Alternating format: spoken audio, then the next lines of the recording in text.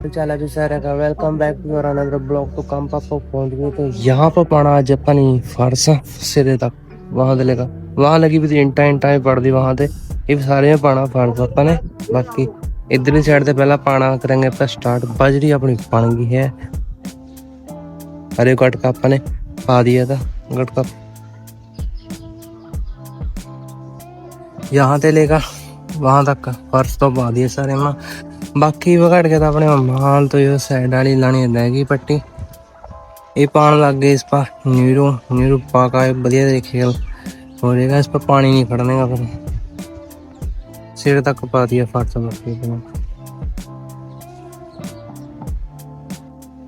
इधर की साइड नीरू तो सारे में पा दिया इधर भी पा दिया। इधर होगी सफाई इधर रह गया इधर गिला था तार का ये करेंगे बाद में।